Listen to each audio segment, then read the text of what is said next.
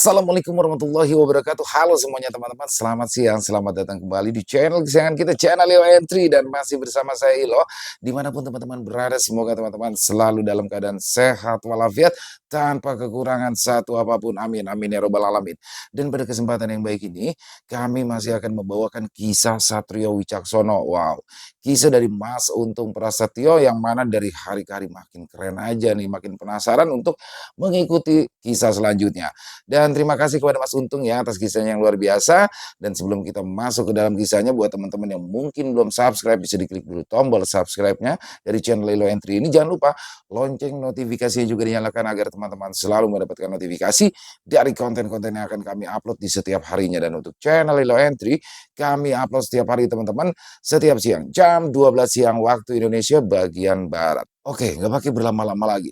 Pasti udah gak sabaran kan untuk teman-teman masuk ke dalam kisahnya. Kita langsung saja dari halaman belakang rumah Bang Ilo, kita menuju ke Jakarta Selatan.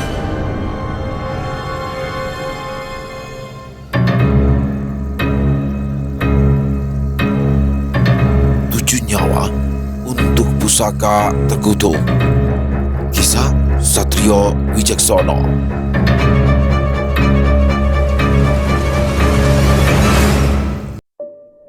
Setelah Giri Sepuh, Giri Anom dan Bayu Aji serta Sorogeni pergi meninggalkannya, Aba Jaya pun mulai melakukan sebuah ritual untuk menyempurnakan senjata pusaka miliknya. Aba Jaya duduk bersila di ruangan pribadinya. Dia langsung membakar kemenyan yang asapnya mengepul tebal dan aromanya sangat menyengat. Di hadapannya, sebuah tombak kayu berwarna coklat tua yang memiliki panjang sekitar 1 meter dengan mata tombak hitam pekat terlihat tergeletak di atas lembar kain putih. Tombak pusaka bernama Karanggelih itu sudah menemaninya semenjak dia menguasai semua ilmu kesaktian yang diturunkan dari orang tuanya. Aba Jaya menutup mata perlahan, sementara jari-jarinya mulai bergerak-gerak dan mulutnya mulai terdengar mengucapkan mantra-mantra lirih yang mengalun membelah keheningan ruangan yang hanya diterangi oleh cahaya temaram dari lilin-lilin kecil. Asap kemenyan yang menggulung-gulung perlahan berubah menjadi bentuk-bentuk aneh seperti makhluk-makhluk gaib yang bangkit dari dimensi lain untuk menyaksikan atau bahkan ikut serta dalam ritual tersebut. Tombak Karanggalih tampak mulai merespon. Landiannya yang coklat tua memancarkan kilatan samar seolah hidup dan bernafas bersama irama mantra yang dilantunkan. Mata tombaknya yang hitam legam seperti menyerap cahaya di sekelilingnya, menciptakan aura pekat yang semakin menguat. Di sekitar tombak itu, pusaran energi tak kasat mata mulai muncul bersamaan dengan angin halus yang berputar pelan di dalam ruangan, membuat kain putih di bawahnya berkibar ringan meski tidak ada jendela yang terbuka.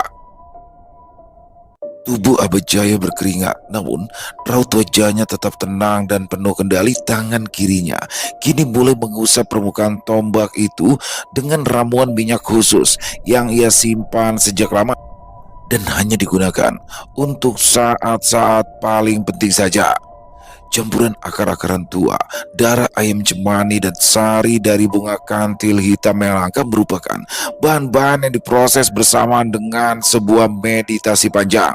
Setiap tetes minyak menyatu dengan permukaan kayu dan logam serta dengan mantra yang terus mengalun. Dalam benaknya, dia mulai menghubungkan kekuatan leluhur yang mengalir dalam darahnya serta memanggil arwah para pendahulu yang dulu juga menjadi pemilik senjata itu. Bayangan-bayangan samar mulai muncul yang perlahan-lahan membentuk sesosok wujud laki-laki tua dengan tubuh bungkuk dan mengenakan pakaian serba hitam. Apakah ini sudah satu purnama, Cuk? Setelah kau memberiku darah manusia yang memiliki energi besar itu, tanya sosok makhluk bungkuk yang wajahnya keriput dan terlihat pucat. Belum, Eyang. Masih beberapa hari lagi menjelang bulan purnama, balas Aba Jaya sambil menundukkan wajahnya. Lalu, untuk apa kau memanggilku, Cuk? Bukankah perjanjian kita sudah jelas? Jika kau menginginkan kekuatanku sepenuhnya dari senjata pusaka ini, kau harus memberikan aku 7 nyawa manusia sakti atau 40 bayi laki-laki yang lahir di hari Jumat Kliwon, ujar sosok lelaki tua bungkuk itu dengan wajah yang terlihat kesal. Saya sedang dalam masalah besar, Yang. Dalam waktu 2 hari ini, saya harus menghabisi seorang pemuda yang memiliki kesaktian tinggi. Jika tidak, maka orang yang memiliki batu mustika Nawaludira itu pasti akan menghabisi saya, Yang. Balas Abajaya menjelaskan. Tapi kau baru memberikanku darah dari 5 orang yang memiliki kesaktian tinggi, Cuk. Masih ada 2 nyawa lagi yang harus kau persembahkan untukku. Dan ketika persembahan itu sudah genap, barulah kau akan dapat menggunakan kesaktian tombak itu sepenuhnya, ujar sosok tersebut dengan tegas. Ah, saya memiliki 2 orang yang maksud itu. Kesaktiannya sangat tinggi dan keduanya merupakan saudara kembar yang memiliki pusaka berupa kocopaisan. Balas Abajaya menjelaskan maksud dan tujuannya. Jika sudah ada, kenapa tidak kau selesaikan? Tanya sosok tersebut dengan sorot mata tajam seolah hendak menyelami isi jiwa Abajaya yang paling gelap.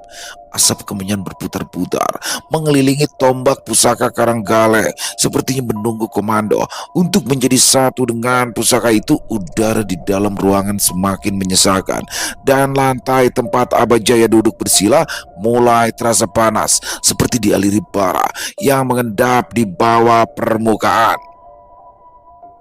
Saya tidak akan mampu menghadapi keduanya secara bersamaan, Yang.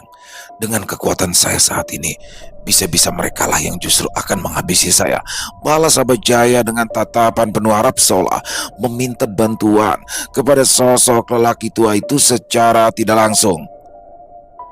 Aku mengerti maksudmu, Cuk. Kalau begitu, malam ini juga aku akan meminjamkan seluruh kekuatanku dan kau harus bisa mempersembahkan 2 nyawa sekaligus malam ini juga. Jika kau tidak mampu, maka nyawamu lah yang akan aku ambil sendiri, ucap sosok tersebut dengan sorot mata yang semakin tajam.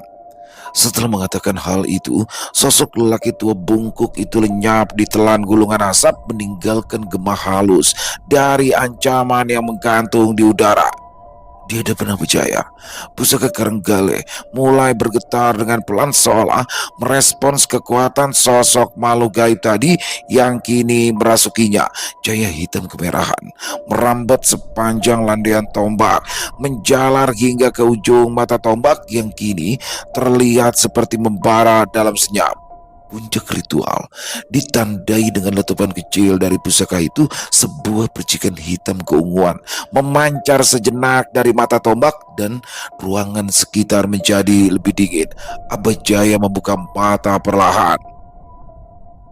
Di depan matanya, tombak Karanggale kini tampak berbeda, lebih berat secara aura dan lebih pekat secara daya. Pusaka itu telah menyatu dengan kekuatan sejatinya walau hanya dalam waktu yang terbilang singkat. Sebelum Abajaya dapat memberikan tumbal nyawa untuk menyempurnakannya.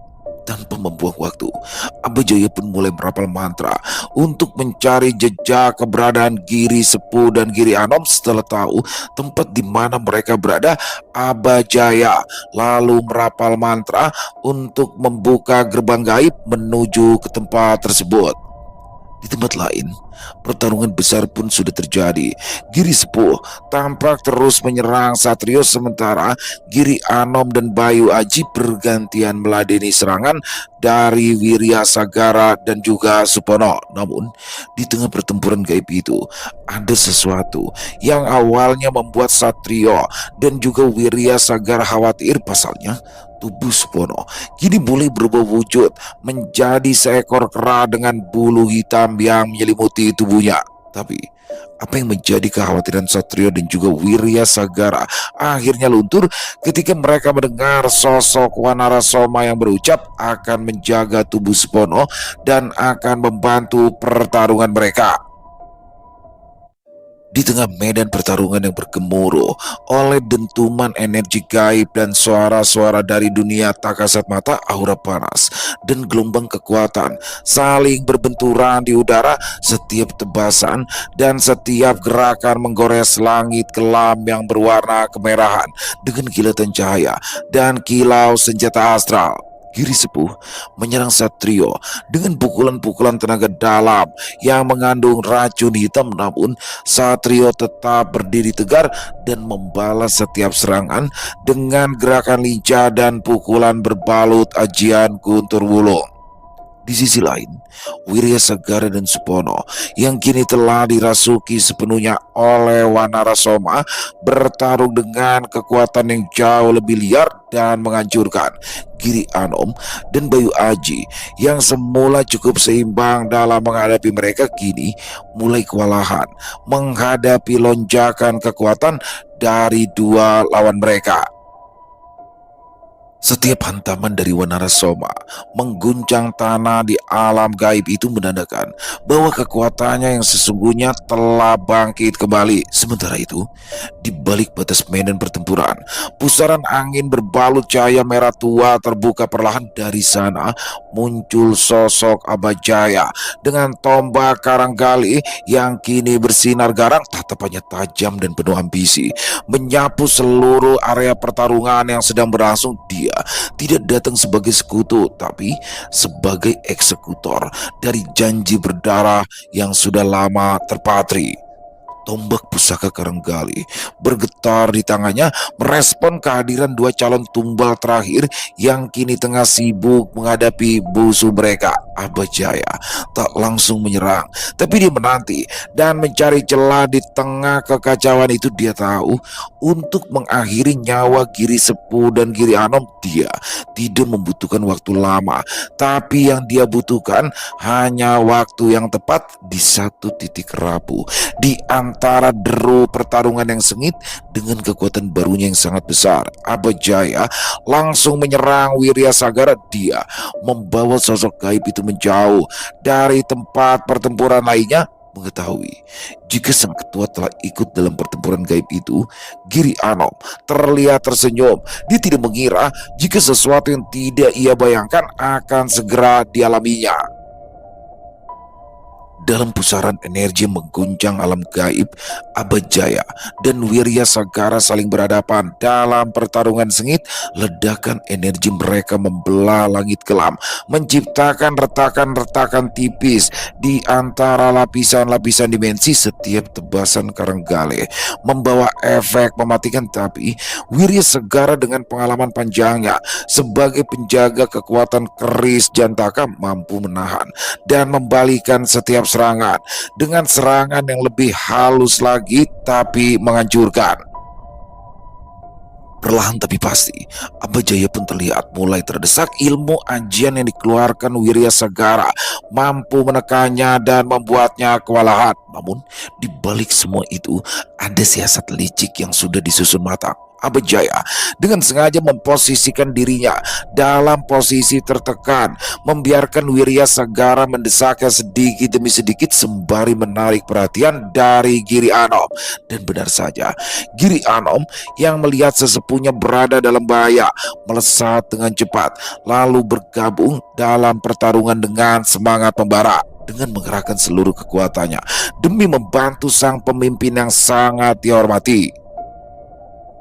Kini pertempuran itu menjadi tiga arah, dan dalam kekacauan itu Abajaya mulai mengubah aliran energinya secara perlahan. Pusaka Karanggali yang tergenggam di tangannya menyerap energi dari setiap benturan, mengumpulkan kekuatan demi kekuatan untuk satu serangan terakhir. Aura tombak itu pun mulai terlihat berubah dari merah tua menjadi hitam pekat disertai kilatan cahaya yang terdengar meraung di sekeliling bilanya. Di saat Giri Anom tengah berada di titik yang paling rapuh karena dia hanya fokus pada pertahanan dari serangan Wirya Sagara yang mendesak, Abajaya berbalik lalu menusukkan tombak Karanggali secara tiba-tiba ke punggung Giri Anom. Energi tombak itu menembus tubuhnya, menyerap seluruh kesaktian dan jiwa Giri Anom. Dan dalam satu teriakan panjang yang memekakan seluruh alam gaib, tubuh Giri Anom seketika membatu lalu hancur menjadi debu energi dan menyatu dengan pusaka yang kini bersinar semakin kuat.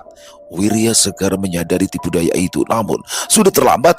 Abajaya melesat menjauh, membiarkan sisa kekuatan dari Giri Anom masuk sepenuhnya ke dalam tombak pusaka Karanggale.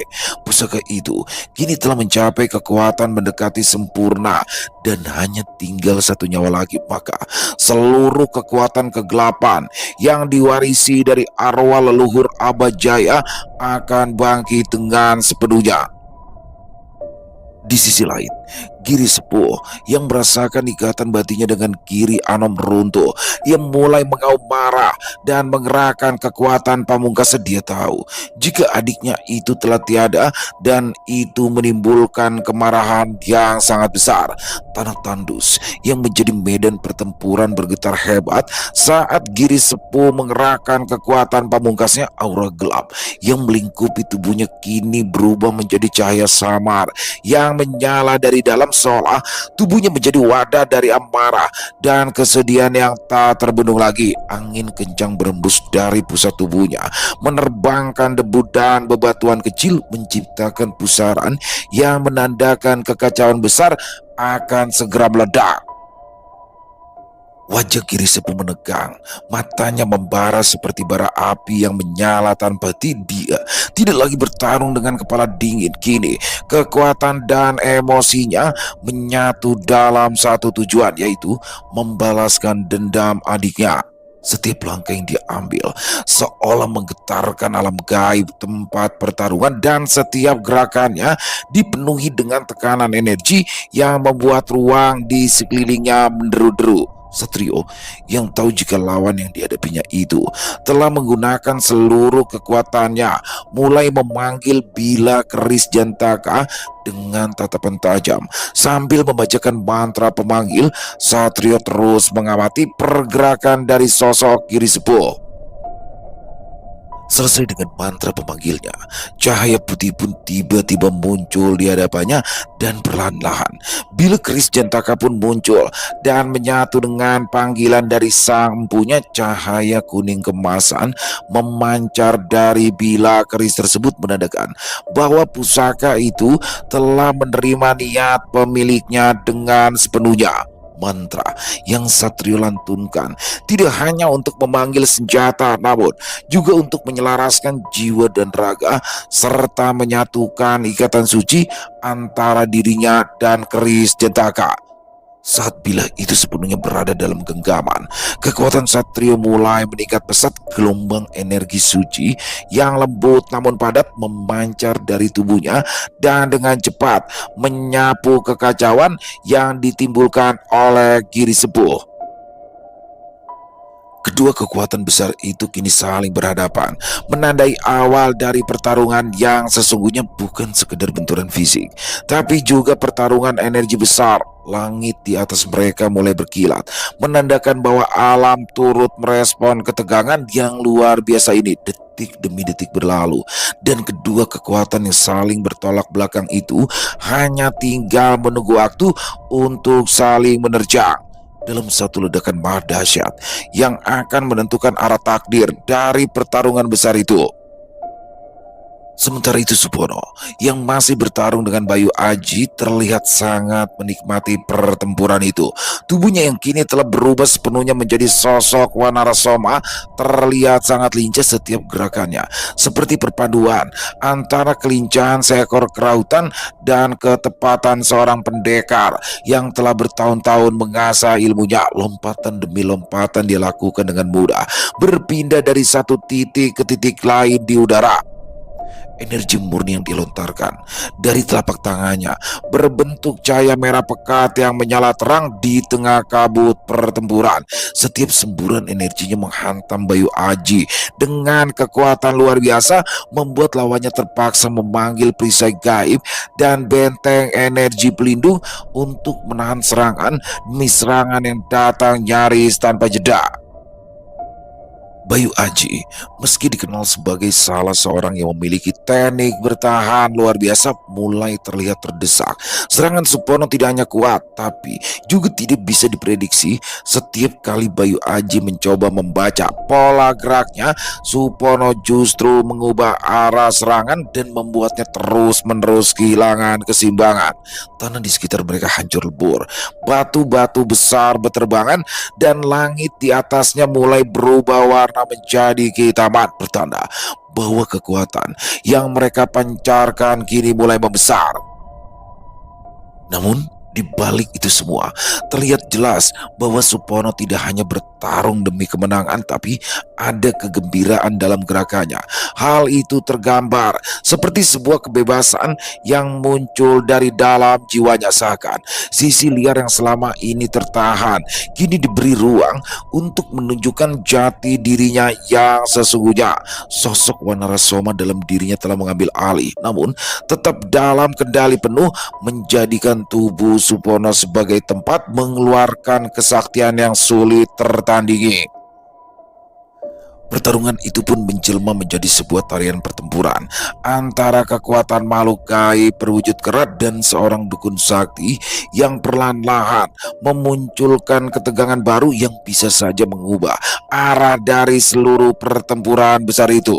Di sisi lain, Wirya Segara yang kehilangan jejak dari Abajaya mulai terlihat lebih waspada. Dia tidak hanya mengamati tempat pertarungannya tadi, tapi dia juga mulai mencari sumber energi dari lawannya, karena Wirya Segara tahu jika kini Abajaya memiliki kekuatan yang lebih besar dari sebelumnya.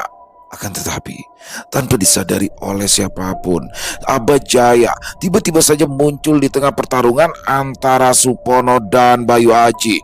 Di sana, dia kembali menghujamkan tombak pusakanya ke bagian punggung Bayu Aji. Tubuh Bayu Aji terhuyung, lalu terjatuh keras di tanah yang retak dan kering. Asap hitam tipis mengepul dari luka di punggungnya, sementara tatapan matanya kosong, seolah kesadarannya telah terhisap hingga tidak tersisa.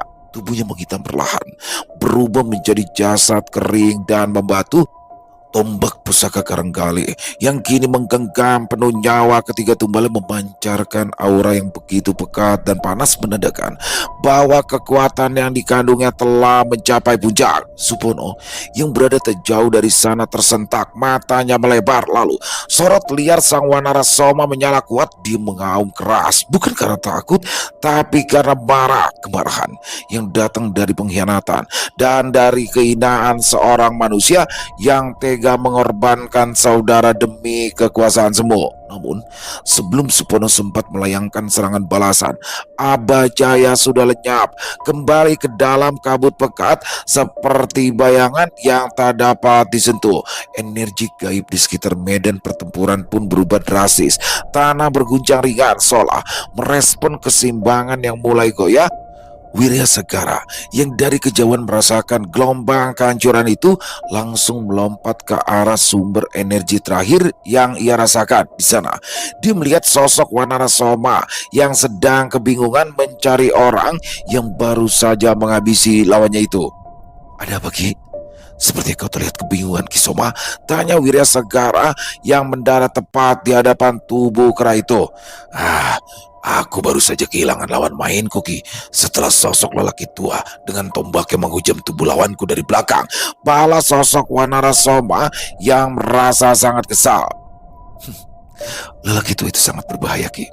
Sepertinya sekarang dia sedang menuju ke tempat Satrio berada. Kita harus segera menyusulnya," balas Wirya Sagara yang langsung melesat pergi dan disusul oleh lompatan dari makhluk gaib yang berwujud kera, yang merupakan perpaduan dari sukma seorang Supono dengan sosok Wanarasoma. Dengan kecepatan luar biasa, Wirya Segara melesat, menembus udara yang dipenuhi oleh debu gaib dan getaran energi yang sangat kuat. Di belakangnya, Wanarasoma melompat dari satu batu ke batu lain, meninggalkan jejak retakan di setiap pijakannya.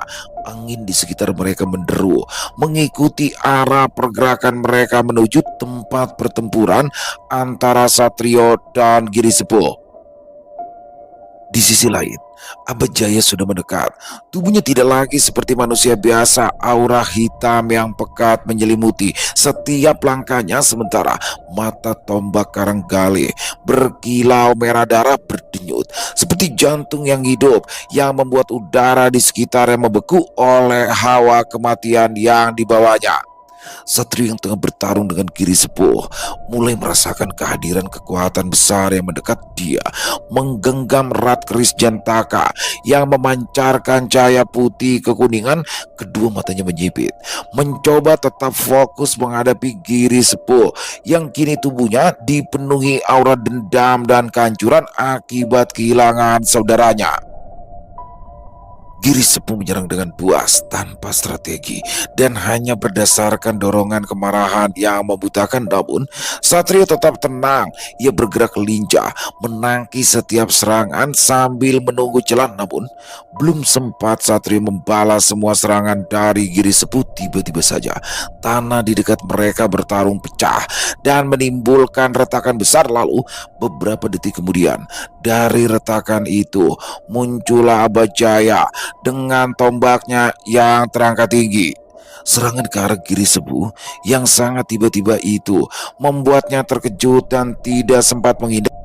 Tombak Karanggali pun langsung menebas udara dan menciptakan gelombang energi yang menghantam tubuh Giri Sepuh dari arah samping. Tubuh itu terempas ke dinding bebatuan cadas.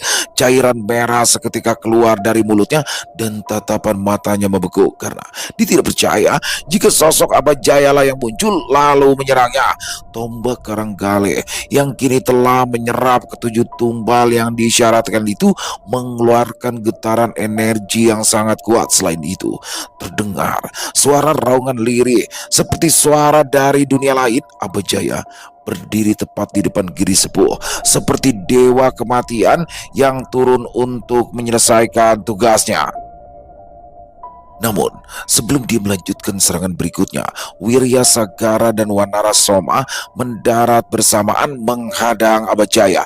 Aura putih dan biru bersatu, menghadang energi kegelapan yang mulai membanjiri tempat itu. Biarkan aku menghabisinya dulu, Kisanak. Setelah itu, kita akan lanjutkan pertempuran ini, ujar Abajaya pada Wirya Sagara sambil menunjuk ke arah Giri Sepuh.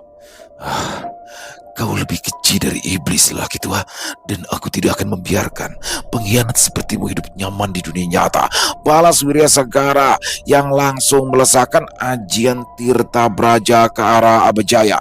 Tidak mau kalah dari Wirya Sagara, Wanara Soma menyusul dengan ajian Bolos Sewu yang menghujam ke arah Abajaya dari berbagai arah. Sementara itu, di tengah pertempuran hebat yang baru saja pecah, Satrio melesat dengan cepat ke arah Giri Sepuh dan langsung membawa tubuh sukmanya pergi dari tempatnya terkapar. Cahaya menyilaukan dari ajian Tirta Braja dan semburan ajian Bolos Sewu menghantam pusat kekuatan Abajaya secara bersamaan. Tubuh lelaki tua itu terguncang hebat, terdorong ke belakang, namun kaki dan tombaknya masih tertanam kuat di tanah. Tanah di sekitarnya meledak, menciptakan kawah kecil yang dipenuhi retakan berwarna hitam, tanda kekuatan gelap sedang berkecamuk. Sementara dua serangan itu mengguncang wilayah pertarungan, Satrio bergerak cepat menembus lapisan dimensi halus untuk menyelamatkan sukma Giri Sepuh ke tempat yang lebih aman. Di sana, tubuh lemah Giri Sepuh terlihat dikelilingi oleh cahaya kemasan yang dipancarkan dari keris Jantaka, dan perlahan tapi pasti energi dari bila keris sakti itu mengobati luka dalam yang dideritanya. Mengapa kau malah menolongku, Satrio? Tanya Giri Sepuh dengan wajahnya yang terlihat pasrah. Karena kita bukan musuh, Pak. Dan saya yakin sampean menyerang saya karena sampean berada di pihak orang-orang itu, balas Satrio yang membuat Giri Sepuh menunduk malu. Sedari awal, aku ragu untuk ikut masuk dalam lingkaran setan itu. Tapi adikku sangat ingin menjadi orang yang diakui memiliki kesaktian di antara para orang-orang sakti, ucap Giri Sepuh sambil menghela nafasnya. Saya juga tidak mengerti, Pak. Kenapa saya harus berada dalam posisi yang sangat sulit seperti ini? Awalnya, saya itu hanya ingin menolong seseorang yang arwahnya terjebak di antara sebuah dendam. Tapi akhirnya, saya harus berurusan dengan orang-orang sakti seperti sampean. Pala Satrio menjelaskan, maafkan aku, maafkan aku Satrio, karena awalnya aku sangat ingin menghabisimu agar Raden Cokro Subeno memandangku sebagai orang yang pantas berada di lingkarannya. Tapi hari ini aku malah harus kehilangan adik kandungku, dan sepertinya orang tua itulah yang telah menghabisi Giri Anom, ujar Giri Sepuh dalam penyesalannya. Untuk sementara waktu, bertahanlah dulu di tempat ini, Pak. Nanti, setelah saya memberikan pelajaran pada lelaki tua itu, saya akan mengantarkan sukma Bapak kembali ke tubuh sampean. Pala Satrio yang disambut senyum penyesalan dan juga anggukan kepala dari Giri Sepuh. Di medan pertempuran, Abajaya mulai mengamuk. Tombak Karanggali berputar membelah udara, memunculkan pusaran energi hitam pekat yang menyerap segala sesuatu di sekitarnya. Satu persatu, bebatuan terangkat, melayang, dan meledak oleh pusaran itu. Namun, Wirya Sagara dan Wanarasoma tetap berdiri kokoh, melancarkan serangan demi serangan, membentuk perisai cahaya untuk meredam gelombang kegelapan yang terasa semakin kuat. Tombak Karanggali berpendar merah menyala dan perlahan-lahan mulai menunjukkan perubahan bentuknya. Ujung mata tombak itu memanjang dan bersinar lebih terang dari sebelumnya. Selain itu, landian atau gagang tombak tersebut memendarkan energi hitam yang sangat kuat. Pada titik itu, kekuatan tombak Karanggali telah melampaui batas senjata biasa. Dia bukan lagi sekedar pusaka, melainkan perwujudan dari kekuatan gaib yang telah mencapai puncaknya. Landiannya yang hitam pekat memancarkan aura dingin menusuk hingga ke tulang, seolah membawa sisa-sisa kematian dari para tumbal yang telah diserapnya. Cahaya merah dari mata tombak meliuk seperti lidah api yang sedang mencari mangsa berikutnya. Abajaya yang kini wajahnya mulai tampak berubah, dipenuhi guratan energi kegelapan, berdiri di tengah pusaran kekacauan yang telah ia ciptakan sendiri. Kulitnya mengelupas di beberapa bagian, memperlihatkan urat-urat hitam yang menjalar seperti akar di bawah kulit. Matanya memerah dan suaranya berubah menjadi gema berat setiap kali dia menggeram atau berteriak. Meski dihantam berkali-kali oleh serangan gabungan dari Wirya Sagara dan Wanarasoma, tubuh Abajaya selalu kembali tegak, seolah ada kekuatan yang menolak kematian menyelimuti dirinya. Tapi bukan tanpa dampak, jejak luka itu mulai terlihat, meski perlahan menyembuh berkat kekuatan yang mengalir dari tombak Karanggali. Sementara itu, angin berputar kencang, membawa aroma anyir dan bau yang sangat menyengat, seperti perpaduan antara kematian dan kekuatan spiritual yang mengerikan. Dalam ketegangan itu, langkah Wirya Sagara menggema pelan namun tegas. Sosoknya kini dibalut lapisan aura putih kebiruan yang semakin terang, dan di sampingnya Wanarasoma menekang. Bulu-bulunya berdiri, kedua tangan menguat, dan dari dalam dirinya suara Supono menggema yang berpadu dengan suara geraman dari Wanarasoma sendiri. Sementara itu, Satrio yang kini berdiri di antara Wirya Sagara dan Wanarasoma mulai mengeluarkan kekuatannya. Cahaya kemasan dari surjan yang membalut tubuh Sukma Satrio memancar laksana mentari pagi yang menembus kabut pekat, membawa kehangatan sekaligus kekuatan yang mensucikan. Setiap helai kain itu seolah hidup, menyatu dengan gelombang energi yang merambat dari dalam tubuhnya menuju alam gaib. Di tengahnya, keris Jantaka bergetar semakin kuat, memunculkan garis-garis cahaya halus yang menjalar di sepanjang bilanya, seperti urat-urat suci yang terukir oleh waktu dan doa para leluhur. Udara di sekitar Satrio juga mulai berubah. Tanah di bawah kakinya memancarkan cahaya lembut kemasan, membentuk lingkaran energi yang berdenyut perlahan seiring dengan detak jantungnya. Langit-langit gaib yang sebelumnya diselimuti awan hitam kini perlahan mereka oleh cahaya yang terpancar dari tubuhnya. Tubuh Satrio perlahan terangkat beberapa jengkal dari tanah, dikelilingi aura kemasan yang berputar membentuk pelindung sempurna. Wajahnya tenang, tapi sorot matanya kini menyala, mencerminkan keyakinan yang tidak tergoyahkan dan semangat yang telah menyatu dengan takdir. Dari kejauhan, Abajaya menghentikan langkahnya. Untuk sesaat, tombak Braja Karang terdiam, seolah menyadari bahwa kekuatan besar dari Bila Keris Jantaka bukanlah sesuatu yang bisa dianggap enteng. Aura tombaknya mulai berdenyut tak beraturan, seperti sedang menghadapi sesuatu yang melampaui kekuatannya. Aku akan menggunakan ajian Sir Pawanenggi, dan ketika tubuh kita menghilang, kita serang lelaki tua keparat itu bersamaan, ujar Satrio yang disambut anggukan kepala dari Wirya Sagara dan juga Wanarasoma.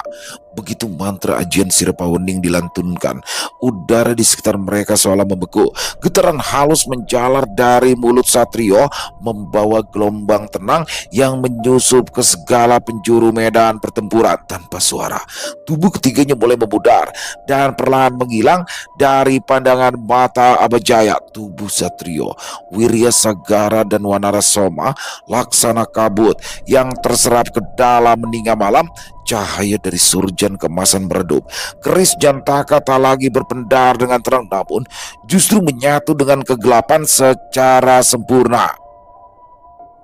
Abajaya berdiri diam, matanya memicing, mencoba membaca pergerakan, tapi kepekaan yang dimilikinya tidak bekerja. Tidak ada suara langkah yang didengarnya, tidak ada getaran energi yang bisa dia tangkap dengan indera gaibnya. Hanya pusaka Braja Karang yang bergetar gelisah di genggamannya, berputar pelan seperti hewan buas yang tidak lagi bisa mencium mangsanya. Dan dalam sekejap, dari balik kehampaan, tiga sosok itu muncul kembali secara bersamaan, seperti kilatan cahaya dari tiga arah berbeda. Keris Jantaka menghujam dari arah sebelah kiri, dan telapak tangan Wirya Sagara yang membentuk pusaran dari ajian Tirta Braja menghantam dari arah depan.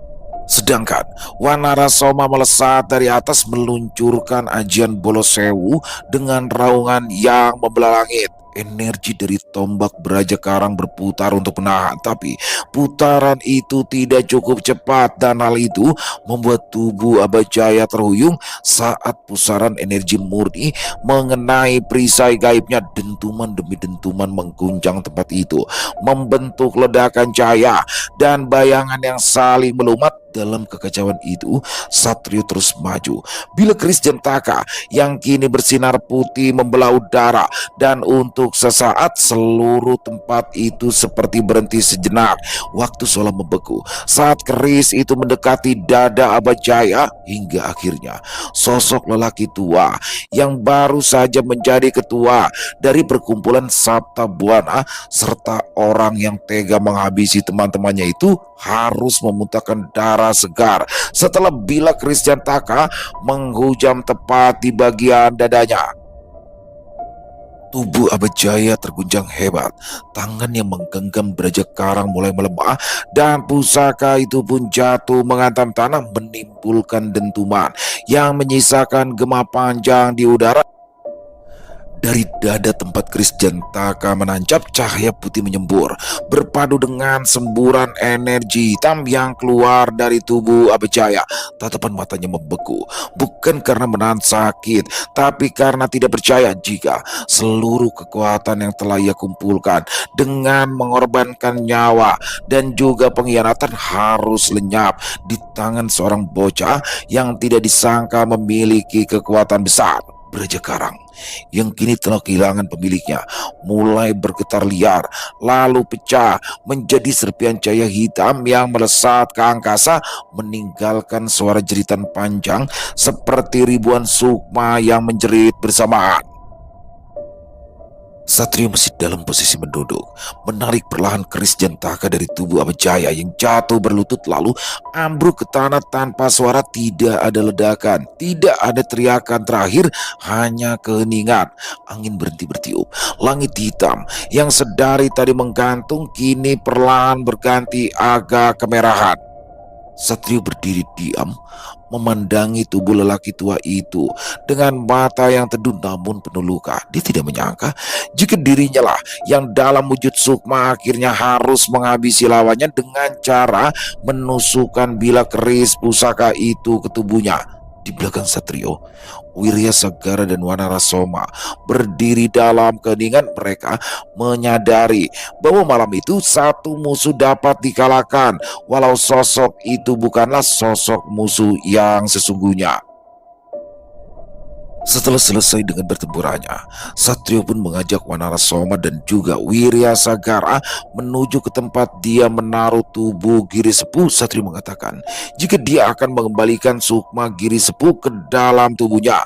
Mereka bertiga melangkah cepat di antara sisa-sisa pertempuran yang telah sunyi dan hanya menyisakan debu serta bebatuan yang hancur sebagai saksi dari kekacauan yang baru saja mereda. Sementara itu, tubuh Giri Sepuh terbaring tenang di atas batu datar yang terlindung dari pertempuran. Satrio mendekat, dia menunduk lalu berlutut di samping tubuh sukma orang yang sempat berambisi untuk menghabisinya itu. Sekarang tunjukkan di mana raga sampean berada, Pak. Biar kami antar sampean kembali, tanya Satrio yang disambut anggukan serta senyum penyesalan dari Giri Sepuh. Dengan lirih dan terbata, sukma Giri Sepuh menunjuk ke satu arah, sebuah celah sempit di antara dua tebing batu yang ditutupi lumut dan semak liar. Tanpa banyak bicara, Wanarasoma langsung mengangkat tubuh Giri Sepuh dan mereka bertiga segera menuju lokasi yang dimaksud. Sesampainya di ambang batas antara alam gaib, tempat mereka berada dengan dunia nyata, tempat tubuh dari Giri Sepuh berada, Wirya Sagara pun langsung mengedarkan pandangannya ke arah sekitar. Setelah itu, dia meminta Satrio untuk melangkah lebih dulu dan setelah itu disusul oleh Wanarasoma. Ketika yakin jika tidak ada sosok makhluk gaib yang mencoba menerobos masuk ke dunia nyata, Wirya Sagara pun langsung menutup portal gaib yang menghubungkan dua dunia itu. Di sebuah ruangan kecil yang hanya diterangi oleh nyala lilin-lilin kecil, Satrio melihat tiga tubuh yang sedang terbaring di lantai. Satu tubuh milik Giri Sepuh dan satunya milik Giri Anom serta tubuh milik Bayu Aji. Dan tanpa berlama-lama lagi, Wanarasoma langsung meletakkan sukma Giri Sepuh dengan perlahan. Tidak lama kemudian, sosok lelaki itu tersadar dan terbatuk hingga darah segar keluar dari mulutnya. Terima kasih Satrio, kau tidak hanya menyelamatkan nyawaku, tapi juga menyadarkanku. Maafkan atas segala sikapku tadi, ujar Giri Sepuh yang tubuhnya masih terbaring lemah di atas lantai tempat ritualnya itu. Ada satu hal yang ingin saya tanyakan, Pak, tapi tentunya tidak sekarang. Tapi kalau memang sampean berkenan, datanglah ke rumah tua itu, balas Satrio dengan wajahnya yang terlihat tenang. Pasti aku akan datang menemuimu setelah aku selesai menguburkan adikku dan juga sahabatku, ucap Giri Sepuh dengan mata berkaca-kaca sambil menatap ke arah jasad Giri Anom dan juga Bayu Aji. Setelah itu, Satrio, Wirya Sagara, dan Wanarasoma pun pergi meninggalkan Giri Sepuh yang masih larut dalam duka dan rasa kehilangannya. Mereka langsung kembali ke rumah Romi untuk memulihkan tenaga mereka. Selesai. Wow, luar biasa kisah Satrio Wicaksono. Bagaimana di sini akhirnya Abah Jaya bisa selesai juga ya. Ketua perkumpulan Sabta Buana Dukun Sakti yang pengkhianatnya parah banget sini ya. Semua dihianatin sama dia. Dan tapi secara nggak langsung walaupun dia berkhianat dan dia jahat, dia udah ngebantu Satrio dan kawan-kawan nih. Karena apa? Musuh-musuhnya kan yang bunuh tuh. Jadi suka gak suka kebantu juga dong. Tapi di sini sosok kayak Abah Jaya ini bener-bener parah dan siapapun dia nggak pandang bulu. Temennya nih Giri Anom, Giri Sepuh kan udah nolongin dia tuh untuk mengkudeta pemimpin Sabta Buana sebelumnya, disikat juga tapi akhirnya selesai sudah. Dan bagaimana di sini makin seru aja ya, Satrio dan Supono bisa berkolaborasi. Supono yang ketika di alam gaib dia masuk sebagai Wanarasoma ya, jadi sosok bertubuh kera yang dengan kesaktian luar biasa. Makin seru aja dan pastinya ditunggu lagi untuk kisah-kisah kisah Satrio Wicaksono selanjutnya. Terima kasih kepada Mas Untung atas izinnya untuk kami bisa membawakan kisah luar biasa ini. Buat teman-teman yang mungkin suka dengan videonya bisa diklik tombol like atau tombol jempolnya. Buat yang punya pendapat lain atau punya komentar lain tentang kisah barusan bisa menuliskan di dalam kolom komentar ataupun hanya sekedar saling menyapa. Insya Allah kami akan menjawabnya satu persatu. Dan buat teman-teman mungkin sekali lagi ya yang sudah lama bergabung atau yang baru bergabung tapi lupa belum subscribe, yuk diklik dulu tombol subscribe, jangan lupa lonceng notifikasinya dinyalakan agar teman-teman selalu mendapatkan notifikasi dari konten-konten yang akan kami upload di setiap harinya. Kami juga ingin mengucapkan terima kasih ya kepada seluruh teman-teman yang sudah selalu setia hadir, yang sudah selalu mendukung kami, karena teman-teman lah kami selalu bersemangat berkarya di setiap harinya. Di akhir kata, saya ingin mengucapkan permohonan maaf apabila mungkin dalam pembawaan kisahnya barusan ada kata-kata saya yang salah ataupun ada kata-kata saya mungkin yang kurang berkenan. Saya mohon dibukakan pintu maaf yang seluas-luasnya. Sampai berjumpa lagi di konten-konten kami selanjutnya. Masih bersama saya Ilo di channel Ilo Entry. Salam sehat, sukses selalu untuk kita semua. Wassalamualaikum warahmatullahi wabarakatuh.